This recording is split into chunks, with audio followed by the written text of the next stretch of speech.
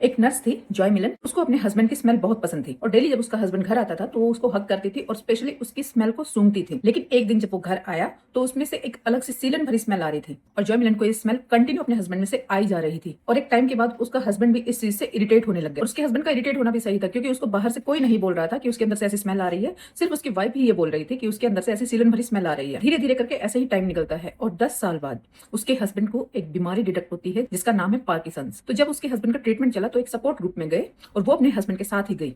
तो वहां पर उसने नोटिस किया कि जो स्मेल 10 साल पहले उसको अपने हस्बैंड के अंदर से आ रही थी वही स्मेल उन सभी लोगों में से आ रही थी। तो जॉय मिलन ने एक साइंटिस्ट से कांटेक्ट किया और उनको पूछा कि ऐसा क्यों हो रहा है। तब उन्होंने उनका टेस्ट करने का सोचा और उनको कुछ टी शर्ट दिए। कुछ टी शर्ट नॉर्मल लोगों की दी और कुछ ऐसों की दी जिनको पार्किंसंस की प्रॉब्लम ऑलरेडी थी। और जॉय मिलन ने बारी बारी सभी टी शर्ट्स को पहचान लिया, सिर्फ एक टी शर्ट को छोड़ के। और कुछ दिन बाद पता चला कि जिसकी वो टी शर्ट थी उसको भी पार्किंसंस की प्रॉब्लम हो गई थी। तो कहने का मतलब ये है कि जॉय मिलन को पार्किंसंस बीमारी के अर्ली सिम्टम्स पहले ही समझ में आ रहे थे, वो उनको स्मेल कर सकती थी।